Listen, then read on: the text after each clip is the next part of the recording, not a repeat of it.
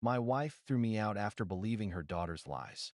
3 weeks later, she asked if I'd reflected. I handed her divorce papers instead, and the truth broke both of them before I ever raised my voice. I never thought I'd be the kind of man to get kicked out of his own home over something he didn't do. But here I am, 42 years old, standing in my driveway with a duffel bag and a wife. Erin, 39, who won't even look me in the eye. The reason? Her daughter, Sophie. Sophie's 19, a freshman at college. Not my biological daughter, but I've known her since she was 12. I helped raise her, paid for school trips, taught her to drive, covered her first car insurance. We had a decent relationship, or so I thought. But lately, she'd been hostile, sarcastic, short-tempered. Typical teenager stuff, I figured. Until 3 weeks ago. That night started normal. Erin and I had dinner, watched TV, went to bed. Around midnight, I woke up to the sound of her phone buzzing nonstop. She got up, checked it, went pale, and then looked at me like I was a stranger. "What the hell is this?" she said. She held up her phone.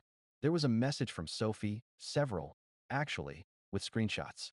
Messages from me. Except they weren't. Fake texts. Fabricated screenshots. Messages suggesting I'd said inappropriate things to Sophie. Compliments, late night, check-ins, subtle flirting. My blood went cold. At first, I thought it was a joke, some cruel prank or misunderstanding. I reached for the phone to see, but Erin pulled away like I'd burned her. "Don't touch me," she snapped. "Erin, those aren't real." "So you're saying my daughter's lying?" That word, lying, hit the air like a loaded gun. I tried to explain. Anyone can fake screenshots these days. There are apps for it. I could show her how easily it can be done. She didn't want to hear it.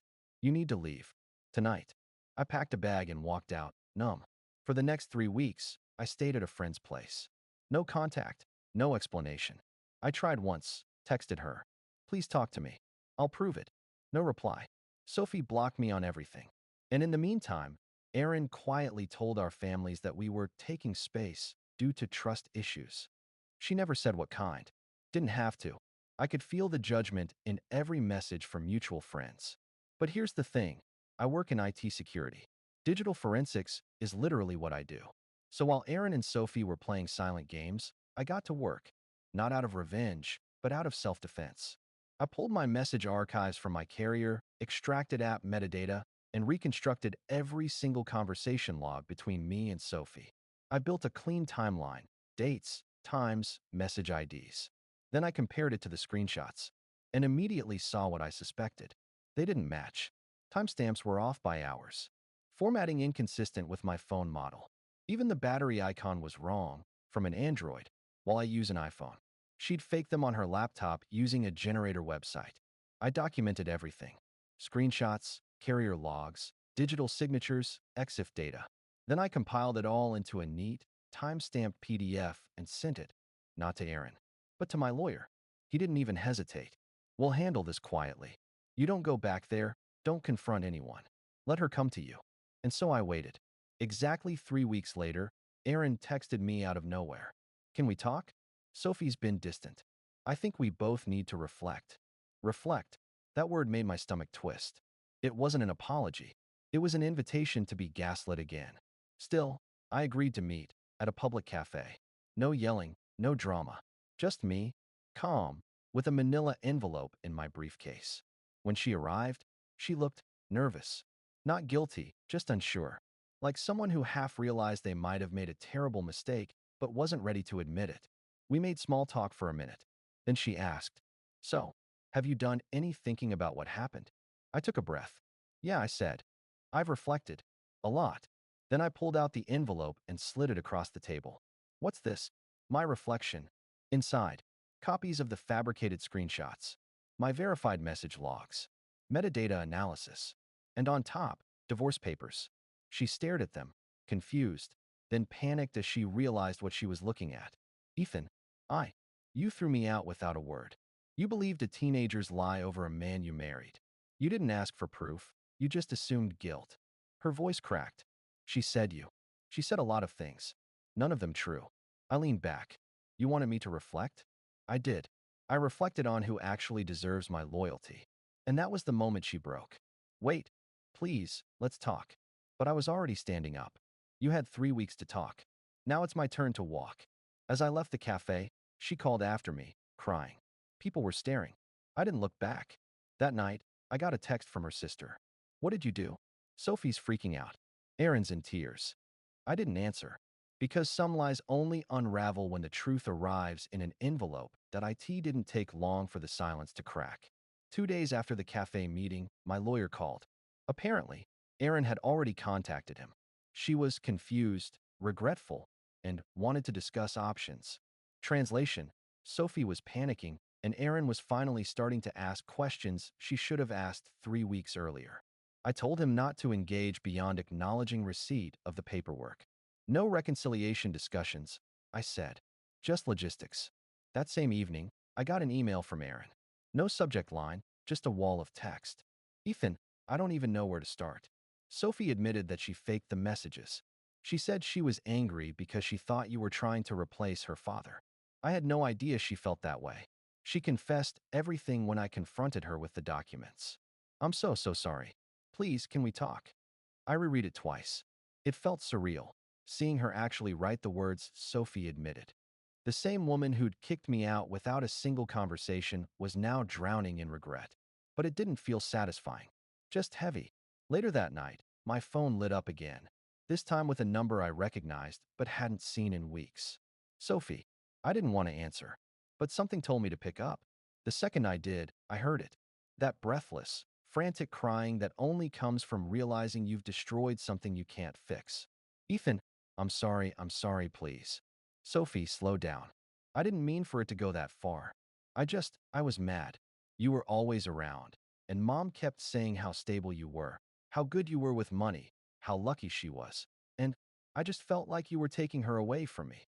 There it was. The jealousy, the resentment, the teenage need to control the narrative, even if it meant inventing a villain. So you framed me, I said flatly. I didn't think she'd believe it, she sobbed. I thought she'd ask me, or you, or, I don't know.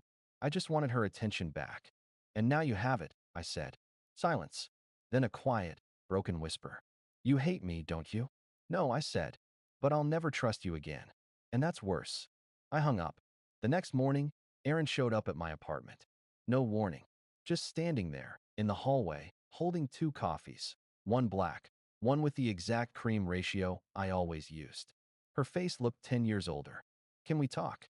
I stepped aside. She sat on the couch like a guest in a stranger's home, stiff, careful. When she spoke, her voice cracked. You were right about everything.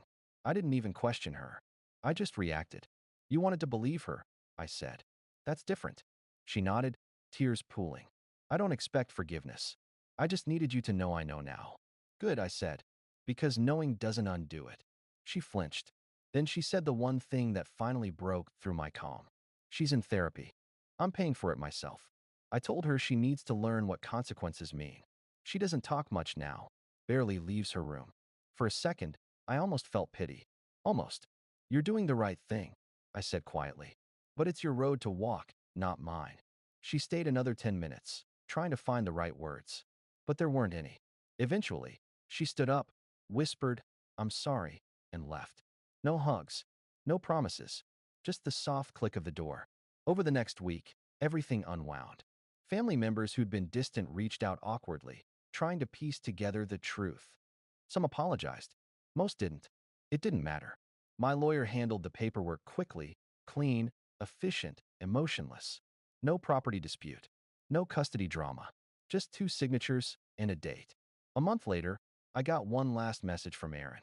A photo, Sophie at what looked like a counseling center, holding a small art project. A paper heart mended with gold lines. The caption read, She's trying to make things right. Thank you for at least being someone who didn't yell. I didn't reply. Didn't need to. Some lessons don't come through punishment. They come through watching someone refuse to play your game. It's been 6 months now. I've moved to a smaller place, quiet, outside the city. I see my old friends again, the ones who knew me before my life got tangled in teenage lies and adult cowardice. I sleep well, and when I wake up, I don't reach for my phone in panic anymore. Aaron sends a polite email once in a while, logistics, closure, nothing personal. Sophie hasn't reached out again. I hope she's healing. But that's her journey now. When people ask what happened, I just say, someone lied. Someone believed it, and someone refused to let that be the end. Because that's all it was. A story about trust, how fast it breaks, and how slow it rebuilds. Update 1. It's been about 8 months since the divorce was finalized. The papers came through quietly. No drama, no last minute. Maybe we can work this out. It was the cleanest ending possible for something that had started as a life together. I thought that was it. Until last week, when I got an email from Aaron. Subject line: Dinner. The body. Hi, Ethan. I know it's been a while. I wanted to ask if you'd be open to meeting for dinner sometime. Nothing dramatic, just closure. Sophie asked me to invite you. She's been doing much better, and I think she wants to apologize in person. No pressure. I understand if you're not ready. Aaron. For a few minutes, I just stared at the screen. It wasn't anger I felt, it was fatigue. Like reading the first line of a book you'd already finished. I didn't reply immediately. I sat with it for 2 days. Talked to my therapist, a few friends. Everyone said roughly the same thing. Closure's for you, not them. Go if it'll help you leave it behind. And the truth was, I didn't have lingering rage. Just residue. A quiet ache that flared whenever I thought about how fast trust had collapsed. So I agreed. We met at a small Italian restaurant. Neutral ground. I arrived early, habit. When Aaron and Sophie walked in, I almost didn't recognize them. Aaron looked older, but calmer. Sophie looked younger, smaller somehow. No makeup, no attitude, just nervousness. They both paused when they saw me. I stood, nodded, gestured toward the table. Good to see you both. Sophie whispered. You too. For a few minutes, we talked about nothing. The weather, work, surface level things. Then Sophie took a breath and said quietly, I wanted to say I'm sorry. Not just for lying, but for how long I let it go. You didn't deserve that. I was jealous, and I didn't know how to deal with it. I thought if Mom and I fought about you, it meant she cared more about me. I ruined everything. Her voice broke halfway through. I didn't interrupt, didn't reassure her. I let her finish. Then I said, You didn't ruin everything.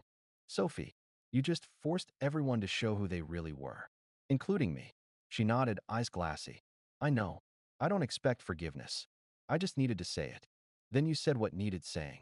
Erin spoke next. Her tone was different now. No pleading, no guilt trips. Just honesty. I've spent the last year learning how to listen again. To not react, to not assume. I know that doesn't fix what I did. But I also know that silence on your part taught me more than any argument could have. Silence, I said, was all I had left. She nodded, eyes low. I know. Dinner went by quietly after that. No grand speeches, no tears at the table. Just 3 people sharing space, not to fix the past, but to bury it properly. When we stood to leave, Sophie hesitated, then offered her hand. I shook it. Take care of your mom, I said. I will, she whispered. Aaron and I walked out together. At the door, she turned to me and said softly, You're still the calmest man I've ever known. I didn't used to be, I said. But chaos taught me discipline. We both smiled, sad, but real. Then she asked something I didn't expect. Do you think you'll ever forgive me? I thought about it. I already did, I said. I just don't think I'll ever forget. She nodded. And that was it. No lingering hugs. No maybe someday. Just quiet understanding that whatever connection had existed was now history. Acknowledged, but complete. I drove home in silence. Windows down, night air cool and clear. And for the first time, I didn't replay the past. I didn't rewrite the conversation in my head or imagine different outcomes. It was just done. Closure isn't always a door slamming shut. Sometimes, it's the sound of one closing gently, because both people finally stopped trying to hold it open. Final update that it's been just over 2 years since everything happened.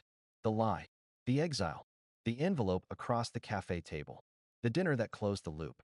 Now my life is peaceful, not exciting, not cinematic, just steady. And that's exactly what I wanted. I live in a small town an hour outside the city. Bought a modest house with a little garden in the back and a shed I turned into an office. I still work in cybersecurity, but only part-time. I consult when I want to. The rest of the time, I hike, read, and build furniture badly but enthusiastically. No more late-night arguments, no emotional hostage situations, no pretending calm for someone else's chaos. Just quiet mornings with coffee and routine. That's what healing actually looks like. About a month ago, I got an email from someone I didn't recognize. Subject: This might be strange, but it was from Sophie. She's 21 now. In the message, she said she was finishing community college, majoring in psychology, and volunteering at a youth center for kids who act out when they're scared. Then she wrote something that made me stop mid-sentence. I wanted to tell you that what you said stuck with me, about trust being harder to rebuild than to lose. I think about it a lot. I'm working on being someone who deserves it again. No manipulation, no guilt, just quiet accountability. I read it twice, smiled a little, and didn't respond. Not out of anger, just because I didn't need to. She was finally walking her own road, and I was done being part of her map. As for Erin, from what I hear through mutual friends, she moved to a smaller house closer to her sister. She teaches part-time now, does community work, and keeps to herself. Someone mentioned she's dating again. Good for her. Truly. That used to be a sentence I'd say to sound mature. Now it's one I actually mean. Because forgiveness isn't approval. It's release. And sometimes, the most honest form of letting go is realizing you don't wish anyone harm. You just don't think about them at all. The other night, a neighbor invited me over for dinner. Just a few people, casual. Among them was someone new, Anna. A nurse, quick-witted, easy laugh. We ended up talking long after everyone else left, sharing quiet stories about burnout and second chances. There was no sparkly movie moment, no grand chemistry. Just something simple. Comfort. I walked home that night under a clear sky, the kind of silence that feels earned. And it hit me. This was what I'd been missing all those years. Not love, not validation, but peace that doesn't depend on anyone's approval. Sometimes I think back to the man I was, staring at fake screenshots, begging to be believed. That version of me was still trying to prove worth through loyalty. Now, I understand something better.